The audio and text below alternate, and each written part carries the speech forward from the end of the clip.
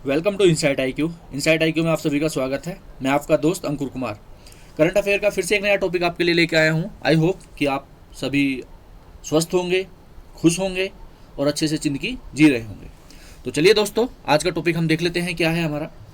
सबसे पहला हमारा टॉपिक है दोस्तों ऑपरेशन स्माइल। स्माइल तो सबको अच्छी लगती है, चेहरे पे स्माइल होना ज़रूरी है, तनाव खत्म रहता है, टेंशन खत्म रहती है। तो इसी के बारे में आज हम डिस्कस करने चाह रहे हैं कि भैया भारत सरकार भी लेके आ गई ऑपरेशन स्माइल। तो ऑपरेशन स्माइल को हम जो है मुस्कान भी बोल सकते हैं हिंदी में, ठीक है। तो चलिए दोस्तों देखते हैं ऑपरेशन स्माइल और ऑपरेशन मुस्कान क्या है। तो रोज़ की तरह वही पहले हम क्वेश्चन देखेंगे, अपना MCQ टाइप क्वेश्चन देखेंगे, फिर उसके बारे में कुछ हाइलाइट्स देखेंगे और चीज़ों को बेहतर तरीके से समझने की कोशिश करेंगे। तो देखते हैं क्या है question. Which of the following ministry has launched operation smile, यानी कि निम्नलिखित में से किस मंत्रालय ने ऑपरेशन स्माइल लॉन्च किया हुआ है। 10 सेकंड का टाइम देता हूँ, सोच सकते हैं आप, सोच लीजिए कि कौन सा ऐसा मिनिस्ट्री है इंडिया के अंदर जो है जो इस तरह के ऑपरेशन जो है लॉन्च कर सकता है, ठीक है। फिर से एक बार क्वेश्चन देखते हैं। विच of the following ministry has launched operation smile, निम्नलिखित में से किस मंत्रालय ने ऑपरेशन स्माइल लॉन्च किया है। ऑपरेशन देख ले ऑप्शंस देख लेते हैं क्या है। Ministry of home affairs, ministry of defence, ministry of culture, ministry of information and tech. तो दोस्तों करेक्ट आंसर हो जाएगा हमारा यहाँ पे मिनिस्ट्री ऑफ होम अफेयर्स। तो यानी कि मिनिस्ट्री ऑफ होम अफेयर्स ने ऑपरेशन स्माइल लॉन्च किया हुआ है। समझने वाली बात क्या है, समझने वाली बात ये है वनडे कॉम्पिटिटिव एग्जाम में, जो भी वनडे कॉम्पिटिटिव एग्जाम होता है उसके लिए इस तरह के क्वेश्चन आना बहुत ही नॉर्मल सी बात है कि ऑपरेशन स्माइल जो है किस डिपार्टमेंट ने लॉन्च किया है और ये किससे संबंधित है। संबंध की बात तो हम करेंगे ही करेंगे। तो अभी तो हमने किया है कि मिनिस्ट्री ऑफ होम अफेयर्स ने ऑपरेशन स्माइल लॉन्च किया है, जिसको हम ऑपरेशन मुस्कान भी बोलते हैं। हम देखेंगे आजकल ये सुर्खियों में क्यों है, तो इसकी हाइलाइट्स में चीज़ें देखते हैं कि क्यों सुर्खियों में है। चलिए दोस्तों हाइलाइट्स देख लेते हैं। The Telangana state police rescued 2814 children under operation smile during its 9th phase recently. यानी कि जो तेलंगाना की राज्य पुलिस है उसने जो है 2814 बच्चों को जो है रेस्क्यू किया है ऑपरेशन स्माइल के तहत। और ये कौन सा फेज है इसका, ये नोवा फेज है। अब देखो ध्यान से समझिए बात। समझने वाली बात क्या है इसके अंदर कि स्माइल जो है छोटे बच्चों की काफ़ी अच्छी होती है। तो जो छोटे बच्चे होते हैं उनको रेस्क्यू करने के लिए एक ऑपरेशन लॉन्च किया गया और उस ऑपरेशन को नाम दिया गया बेसिकली ऑपरेशन स्माइल। छोटे बच्चों को रेस्क्यू करना, जिनको ज़बरदस्ती जो है किडनैप कर लिया जाता है या फिर बंधुआ मजदूरी में लगा के रखा हो रहा होता है, या उनको जो है अपनी स्वेच्छा से कुछ नहीं करने दिया हो रहा होता है, कहीं पे किडनैप करके रखा है, कुछ करके रखा हुआ है, या ज़बरदस्ती मजदूरी में करके रखा है, बेगार करके रखा हुआ है। तो उस तरह की चीज़ों से तेलंगाना स्टेट पुलिस ने जो है 2814 चिल्ड्रंस को जो है रेस्क्यू किया। और ये किस ऑपरेशन के तहत किया है, ये किया है ऑपरेशन स्माइल। और ऑपरेशन स्माइल को हम ऑपरेशन मुस्कान भी बोलते हैं, तो इसलिए कंफ्यूज मत होना, ऑपरेशन स्माइल लिखा हुआ आ जाए या फिर ऑपरेशन मुस्कान लिखा हुआ आ जाए। सेकंड पॉइंट देख लेते हैं। Operation smile also called operation Muskaan is an initiative of the ministry of home affairs to rescue और रिहेबिलिटेट मिसिंग चिल्ड्रन। यानी कि जो गुमशुदा बच्चे हैं, जैसे कि मैंने आपको बताया गुम हो गए हैं, किडनैप हो गए हैं, उन बच्चों को रेस्क्यू करने के लिए इस ऑपरेशन को मिनिस्ट्री ऑफ होम अफेयर्स ने लॉन्च किया था। और इस ऑपरेशन स्माइल को हम जो है ऑपरेशन मुस्कान भी बोलते हैं। तो आई होप कि इतनी चीज़ें आपको समझ में आ रही होंगी कि ऑपरेशन स्माइल को जो है हम ऑपरेशन मुस्कान भी बोलते हैं। तो इसलिए कंफ्यूज नहीं होना है। किससे रिलेटेड है, जो मिसिंग बच्चे हैं उन मिसिंग बच्चों को रेस्क्यू करना और उनको रिहेबिलिटेट करना, उनको जो है अकोमोडेशन देना, रहने की सुविधाएं देना, इस तरह की चीज़ों को फैसिलिटेट करते हैं बेसिकली जो है इसके अंदर। आई होप कि चीज़ें क्लियर हो रही होंगी। थर्ड पॉइंट देख लेते क्या है। It is conducted every year in January to trace and rescue missing and trafficked children. मैंने आपको क्या बोला, मिसिंग चिल्ड्रन के लिए था। ट्रैफिक चिल्ड्रन है जिनको ज़बरदस्ती जो है ट्रैफिक किया जाता है, जिनको पता नहीं होता। और ये हर साल कब मनाया जाता है, जनवरी महीने में मनाया जाता है। तो जनवरी अभी खत्म ही हुआ है ना 3 दिन पहले।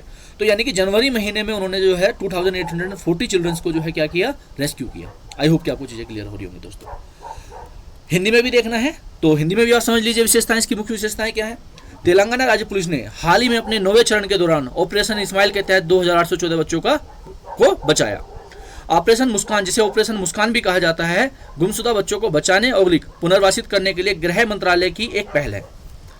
यह लापता और तस्करी किए गए बच्चों को पता लगाने और उन्हें बचाने के लिए हर साल जनवरी में आयोजित किया जाता है। हिंदी में भी हो गया भाई। इंग्लिश वालों को इंग्लिश समझ में आती है, हिंदी वालों को हिंदी समझ में आती है। जिनको दोनों समझ में आती है वो दोनों से समझो, क्या दिक्कत है? समझने से मतलब है ना, समझ में आना चाहिए। चलिए दोस्तों, तो ये हमारा पहला टॉपिक था। सेकंड टॉपिक देख लेते हैं, क्या है? इंडियन कोस्ट गार्ड, भारतीय तटरक्षक बल आजकल सुर्खियों में क्यों है? सुर्खियों में भैया इसलिए है क्योंकि राइजिंग डे मना रहे हैं अपना।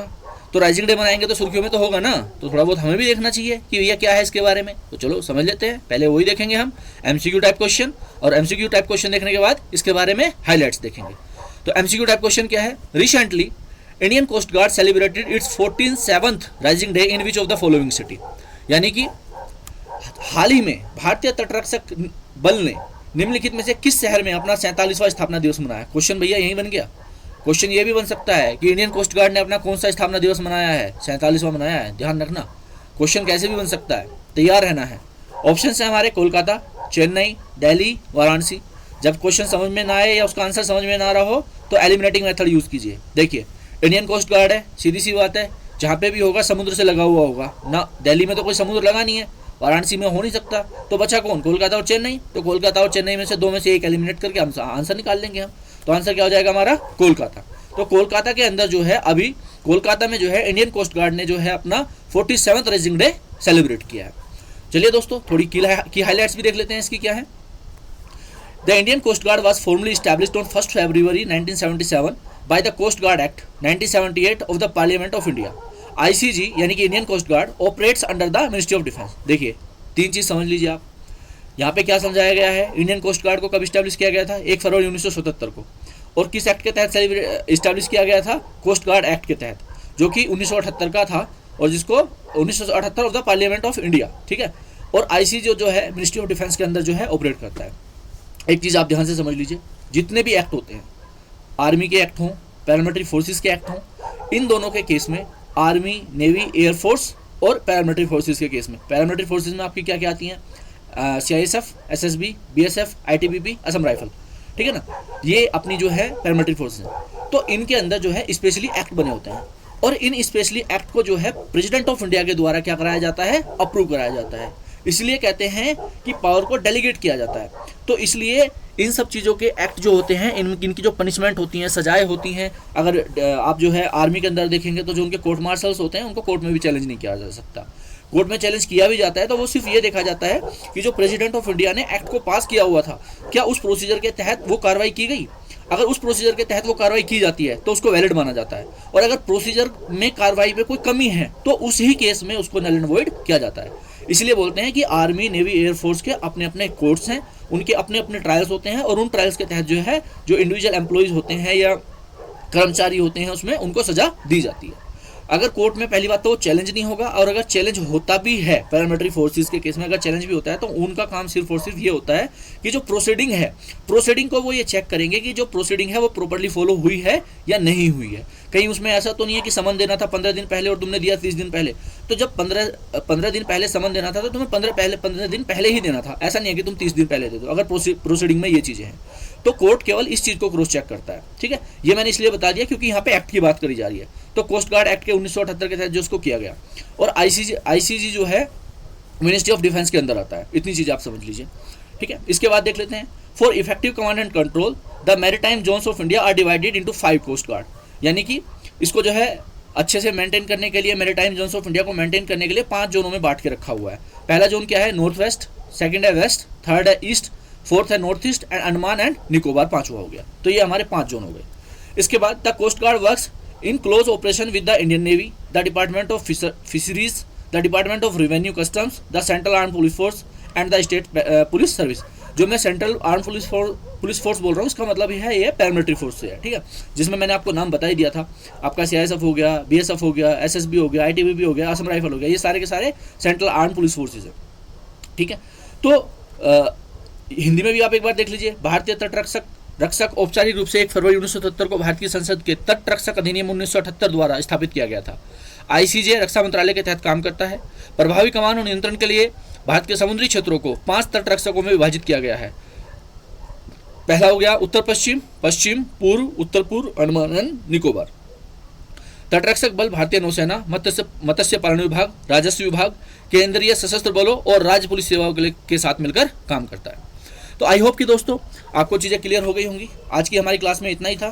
थैंक यू दोस्तों। आपका कोई सुझाव है तो आप मुझे कमेंट के माध्यम से दे सकते हैं, और अगर आपका कोई क्वेश्चन है और आप मुझसे पूछना चाहते हैं तो आप मुझे ईमेल भी कर सकते हैं support@insightIQ.in पर। मैं आपको जल्द से जल्द रिप्लाई करने की कोशिश करूंगा।